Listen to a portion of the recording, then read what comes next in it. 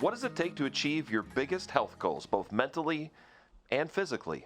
Welcome to the Wellness Conversation and Ohio Health Podcast. I'm Marcus Thorpe. And I'm Lindsey Gordon. In this inspiring episode, we're sitting down with Hannah Gaskins, a world-class athlete with Olympic dreams. We're super excited. Hannah's going to share routines, mindset, some moments of self-doubt behind some of her journeys, and a recent health setback. We're going to discuss how lessons that she has learned can help you build strength, resilience, and even some confidence in your own life. So whether you're training for your first 5K or simply trying to show up for someone or yourself every day, this conversation will leave you motivated to set goals that stick and celebrate the small wins along the way. Hannah Gaskins, thank you so much for being with us today. We're so excited to talk with you. Thank you so much. I'm really happy to be here. Your story is so inspiring, but before we get to that, let's talk about skeleton, just the basics with that. What is it? And, the Olympics are up and running now. People are probably seeing it on TV. What is it exactly? So skeleton, I like to kind of start off with bobsled whenever I talk about skeleton, because everyone knows what bobsled, well, Sure. Not everyone, but a lot of people know Cool Runnings. Yes, and, that's what I think they've of. seen that. But skeleton is a sister sport to bobsled. So we use the same track. However, it's a different sled. It's one person on the sled. You're going head first down an ice track, like down a mountain. That makes my pretty stomach much. flip thinking I know. about I've it. seen it, and it is like, how on earth did people find this, and why are you doing it? Yes. That was something that I always thought too. Like, why throw yourself down an ice mountain? Like, why do that? Why risk Yeah. your life like Yeah. that? But hey, here I am. This was not something that I dreamed of doing when I was a kid. Not Yeah. this sport in particular. I love that. It wasn't expected, but here you are. Yeah. Living in Central Ohio, which is awesome. We can call you one of our own, which is great. It's not really a winter sport hub, I would say, for Olympic hopefuls and dreamers and those kind of things. So talk about your path. How did you find your way here? How did you make this Olympic dream something that you said, I can see myself doing this? Yeah. Wow. My path has been up and down and all around. So starting out, Charlotte, North Carolina native. Growing up, I actually did not play sports like when I was like a young kid. Until I got to like maybe 7th, 8th grade. And that's where I picked up basketball, volleyball, and then eventually track and field when I got to high school. Moving to Reynoldsburg, Ohio, I went to Reynoldsburg High School, played basketball, track, did volleyball as well. And I definitely found like a love for track. However, basketball was what I had my heart set on. Like, I am a basketball girl. But senior year, I had to make the decision, like, what was I going to do? I didn't know what college I was going to go to. I didn't know if I was going to play a sport in college. But I ended up getting a scholarship to Cleveland State University. Nice. And I only got like a $2,000 scholarship to go there, but I thought I should go there. I just had faith that it was going to bring about what I had always been wanting. And as you know, in middle school, I've had the mindset of I want to one day go pro or Olympic. Like, I had those dreams of doing something big within sport at a young age. So I ended up going to Cleveland State. Then after 2 years, transferring to Hawaii, the University of Hawaii. And That's a good upgrade. Oh, man, it wasn't. We're Oh, getting my farther goodness. and farther away from what I imagine skeleton. Like, you're not doing skeleton in Yes, Hawaii, so exactly. help this make sense. Yeah. Exactly. That's crazy. So, Your story is twisty-turny. So I transferred there junior year, but last 2 years was COVID years. So I didn't have a outdoor season my junior year, and I didn't have an indoor or outdoor season for my senior year, partly because I've struggled with an injury too. But so after that, I was wondering, what could I do? Like, I know this dream is still within me. I know I have the potential, and I want to see it flourish. So I was looking into doing like pro track and field. I actually went out to a meet, did terrible in the meet, and I was just like, oh my goodness, God, what do you want me to do? But then I was talking to my cousin one day, and we were talking about bobsled, and we were like, talking about how track and field athletes, football players, they have explosiveness, and you need that at the start of the race. And that's what a lot of people don't know too, is that in order to get the sled going, you have to sprint really fast before jumping on the sled. And that's how you have to be fast, you have to be strong, all of that. So I looked into it and I was like, okay. And I saw there was a combine online and I was like, maybe I could do this combine. So I did it. It wasn't my best combine ever or anything, but I did it, submitted it, and one day I was getting my master's at the time, but I was working at Wesley Ridge Senior Living, and I was working in the dining room, and I got in a text. I probably shouldn't have brought my phone out while I was working or anything, but not a text, an email, and it was from the Olympic Training Center. They said I was invited to come up for a rookie training camp for bobsled skeleton. Wow. And I was extremely excited. What was that oh moment like for you? What was going through your mind? I was really excited. I went home, told my parents, and my mom at first was like, this is not real. It's not real. And I was like, are you doubting my abilities? But my dad was really excited. My dad was he's an ex-football player, NFL player. So he has been through the pro athletics and stuff. So he was pretty excited for me. So yeah, I got invited to do bobsled skeleton. And first, I need to know too, though, what was it like for you that first time going head first down that? Oh man! Down that slide. It's not a slide. Slide's putting it lightly. What do you call it? The track. The track. Okay. Yeah, ice track. Slide. Yep. It is basically a slide. I like to call it a slip and slide. She's an playing extreme Chutes and Ladders. slip and slide. Yeah. What was that like? Were you terrified? Did you love it? Yeah. So we went from a lower start. So when you first start out, there's about 15 curves on this track. I was in Park City, Utah. 15 curves. Curves. Yes. You twist and turn. Yes. Okay. So we went from curve 6 starting out. So we didn't go all the way up to the top. So they were like, it's going to be slower than it would be from the top. I was like, okay, but I was still so nervous, teeth chattering. I was extremely nervous. And then I went down, got to the bottom, and I was fine. I was like, I want to do that again. That was so cool. So yeah, I knew after the first one, I was like, that is so fun. You were hooked. Yes, I was love hooked. it. Yeah, like Herschel Walker, who played in the NFL, I think he did bobsled for a little while too, because again, it's that sprint right off the bat, and your track and field probably served you well. Yeah.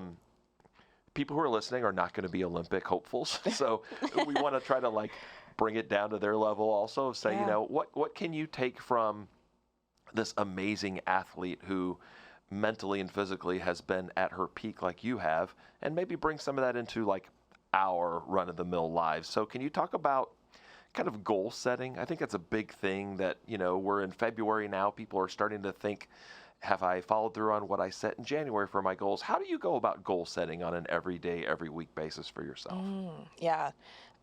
So every week, I usually like to start the week with having goals for my week. And then I actually have a devotional for my daily routine as well. And I like to do gratitude journaling just because it gets my day started on a positive note. And when you're thinking positive, there's no way for that negativity to be in there. So when you're thinking about gratitude, what you're grateful for, it's so hard to think about the negatives. So I like to start with that. And then the goals, my goals daily can change. It changes day to day. And I'd say for someone who's not an Olympic athlete or anything like that, I would say to start with doing some daily goals. Mm-hmm. And to incorporate some positivity in there, some journaling and things like that. Yeah, because you're going to have setbacks, right? I mean, you're not going to stick to every single thing that you set. Yeah. And you're going to have things that push you back a little bit. And so having realistic expectations, I think, even for you. Absolutely. It's a big part of your life, isn't it? Big part of your day? Yes. Yeah. And with skeleton, in general, you're always going to have different goals. Me being a rookie athlete, there's so many small goals that I have to meet before getting to that big picture. And applying this to daily life, if you have, and I like to say dream big, so athlete or not, like whatever you're doing right now, like how do you want to make like what can you do, what can you see yourself doing, whatever it is. If you're working in the office, even if you're a mailman, whatever, like how can you do what you're doing to the fullest, and then work on those small goals to see how you can get to that big one. Write them out. I love to write. Writing it out, getting it out your mind and onto paper, and I like talking about it, saying it out loud, creating affirmations throughout the day to keep your mind going and to make sure that, you don't leave room for the negativity to kind of flow in and take over your mind. Because it can take over, and then you're stuck on that loop. Absolutely. Talk about you have another professional life too, and in your background too. If you want to talk about, you are clinically and licensed in this space too with mental health, right? Yes, I am. I am a licensed professional counselor. I got my degree from the Ohio State University, OH. Nice, IO. And I work with people who struggle with anxiety, depression, some bipolar, some mood disorders and different things like that. I work with college kids, high schoolers, people who are older in age. And the biggest thing that I see is cognitive distortions. We talk about that. That's just basically like negative thoughts that replay in your mind that aren't factual. So a lot of people struggle with like the self-doubt and different things like that. And how we combat those is challenging those thoughts. And that's something that I've found myself having to do. Of course, I tell my clients to do this, but this is something that I've actually found that I have had to do throughout this experience of being an athlete. Self-doubt comes, setbacks come, and things like that. And it's tough. It really is tough. But remembering that, okay, let me challenge some of these distortions that I'm having, and let's figure it out, going the positive route rather than being stuck in these negative thoughts. How do you break that cycle of negative thoughts? It's so easy to tell yourself a false narrative too, Yes. right? To be like, and we all do it. Yeah. It's rough. We all do it, no matter where you are. Okay, we've brought up the theme of setbacks. Do you want to kind of take it from here with a recent setback you've had? Because I think there's a lesson that anyone can learn from your story. So I'll kind of let you take it from here. I don't want to speak for you. Yeah, no. So something that I've been struggling right now with is an injury.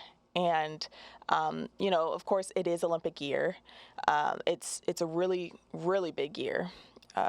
This year was going to be my first year that I would go to Europe and train and slide, and my first year learning those tracks out there. And it's supposed to be a really important year. So starting the off season in the summertime, I committed to living at the Olympic Training Center and training there the entire summer. Throughout the summer, I saw so many gains, I was my fastest and my strongest that I had ever been in my life. And so I just saw everything that I had poured in, I was getting out. Wow. Goosebumps. Yes. So towards the end of the summer, the time where we were getting ready for push champs. And so I talk about the start of the race is really important. So we do have a competition for that at the beginning of the season. It doesn't really mean much for the season. It's just a check mark off the list. So that's what we were really working on this summer. Heading into push champs, I had felt some pain in my ribs, and I didn't really pay much attention to it. I was just like, okay, this is something that I could work through. And not to mention, I was also struggling with another injury the entire summer. I tore I have a small labrum tear in my hip. Ow. And so that was affecting a lot of what was going on during the summer, but I still was able to push through. And so when I felt this pain, I'm like, this is not going to set me back. We're getting closer to push champs, closer to the season. I am not going to, hold anything back. I don't want to rest. And so long story short, I ended up pushed through push champs, did not do how I wanted because I was injured. It was getting worse progressively. And now I was set back. So went out to Park City, getting ready for selection races, which tells who gets on World Cup, who gets on Europa Cup, and North American Cup. And I couldn't even compete. Because I wasn't listening to my body, I wasn't trusting the process, and so I've learned a lot from this. And I got some news that it was going to be some weeks, and from another doctor, they said it was probably going to be months until I'd be able to get back at it. I'm so sorry. Yeah, thank you. I'm really sorry. You worked so hard for this moment. Yeah. And I had a lot of self-blaming and things like that, because I'm like, man, like, you dedicated this entire summer and you just let it go to waste by pushing through something that you didn't even need to.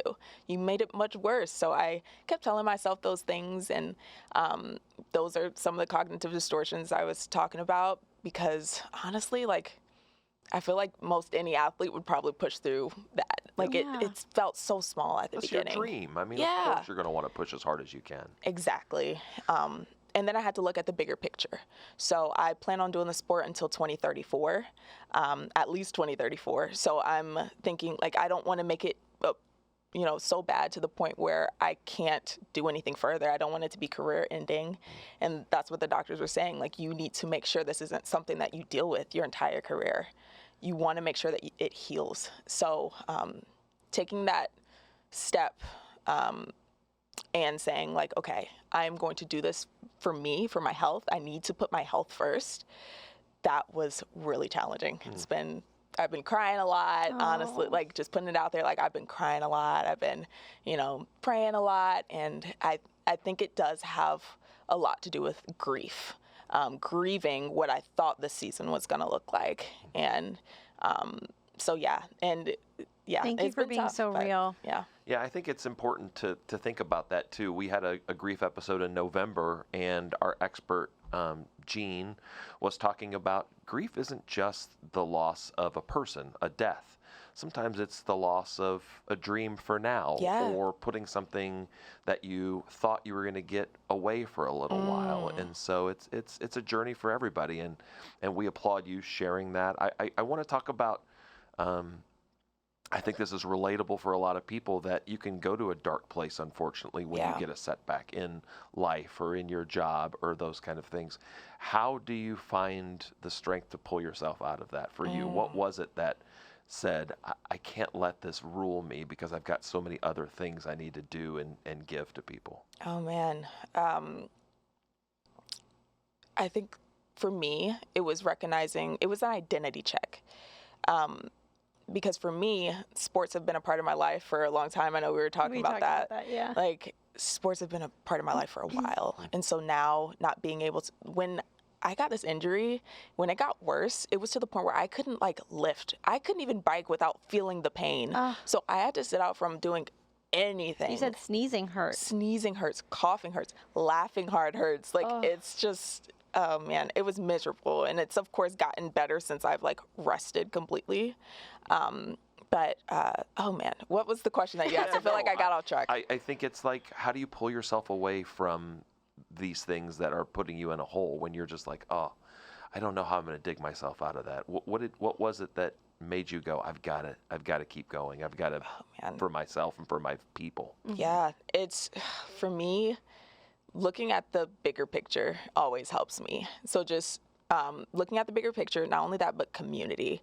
So coming back home instead of staying out there in Utah and watching my teammates compete, of course I wanted to, but I knew that I needed to go back home and heal up, because if I was staying out there watching, oh man, it would have put me in a place where I felt like, man, like, I could have done this. Like, I could have just pushed through. Yeah. So I needed to be home with my family, with people that care about me. And I mean, my teammates, they've supported me. It was actually crazy, because when I did get the report that I was going to be out, the doctor was saying, like, you should sit out for 3 months in order to get this completely healed. They called me, and they didn't even know that I had just gotten that report. And they each called me individually and was like, hey, what's going on? Are you okay? And I needed that. Yeah. I needed to hear that. And that made me feel so much better. They told me about their journeys and setbacks. One of my teammates, Michelle, she talked about how she was set back like 3 times. She couldn't compete 3 selection times in a row because of an injury. And she's been doing this for so long. And so it's just encouraging just seeing other people's stories.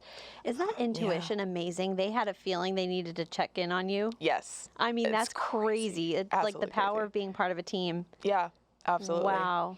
What I Yeah. think is so amazing too about your story, for women especially, is growing up playing sports, someday you're going to reach the end of the road. I mean, for all athletes, right? Like very few go on to become professionals regardless of your gender. But for women, we talked about the scholarship money. It's like, scholarship money's less. There's just less and less opportunities for women to keep going, keep playing. And I remember that feeling of like, it was done. That's it one day. It's all over. And your identity was so much my identity was so much tied to those sports I played. And I love that you brought that up about it was an identity check in the moment. This is my purpose, this is my passion, but don't let it define you. Yes. So absolutely. what's your mindset going forward? And like, how do you think about that marching forward? Man. So think about it marching forward instead of saying like, hi, I'm an athlete first. No, my name's Hannah. Like I'm Hannah Gaskins first. And there's much more to me than just like playing a sport. Yeah. There is a bigger picture, a bigger purpose.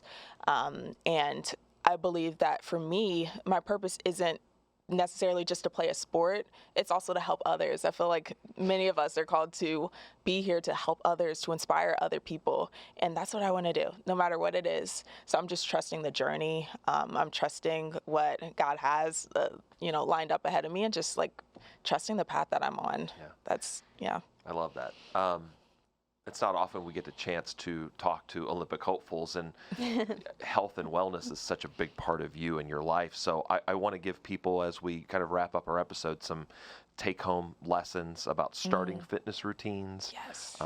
Building better habits and those kind of things. Can you talk about first steps when it comes to those kind of things that people can take on their everyday journey to health and wellness? Absolutely. If we're talking about fitness, I'd say if you aren't used to working out and things, find a coach for sure.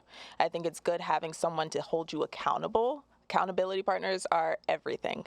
And that's something that I learned this past summer being at the Olympic Training Center. So definitely accountability. And as I've said before, writing down the goal. Write down the goal. Make a vision board of what you want to do. So if you're already into fitness and you want to lift a heavy weight, like a heavy, I don't know, if you want to go for 500 pounds or whatever, maybe put that weight on the bar, take a picture of it, and just get under the bar and just see how that feels. You want to already see yourself doing it before you do it. Mindset. Yes. I love that. That can be applied to so much. How about small wins?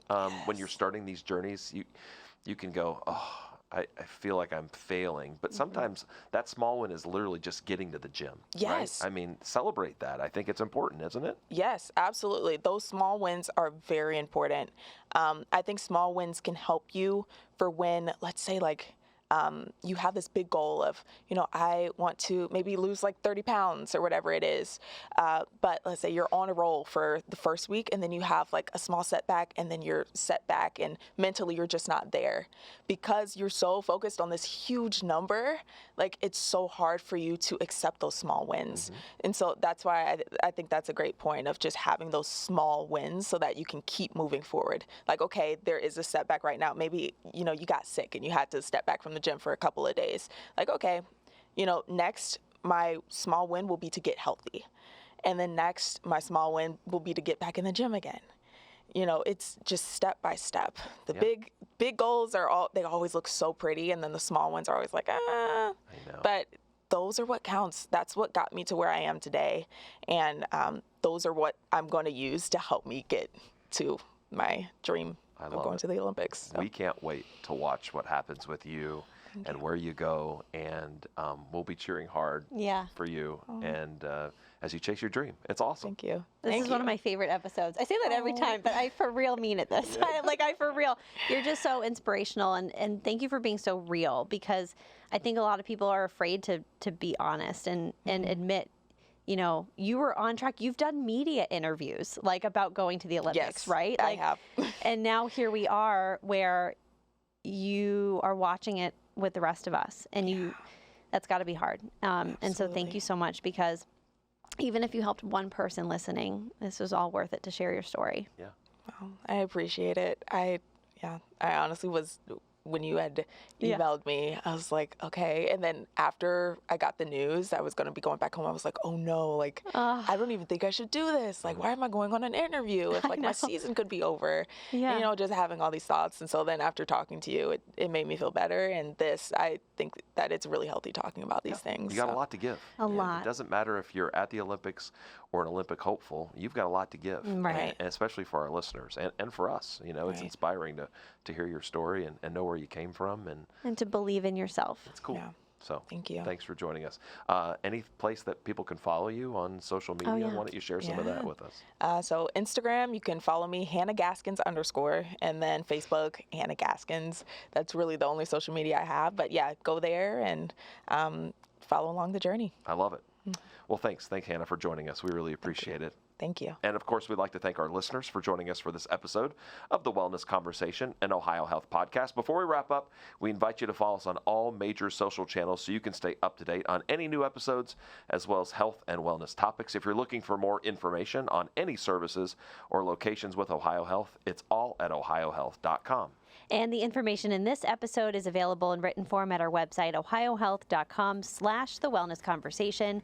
Thank you so much for listening in. Be sure to subscribe as we continue to explore important health and wellness topics that are important to you.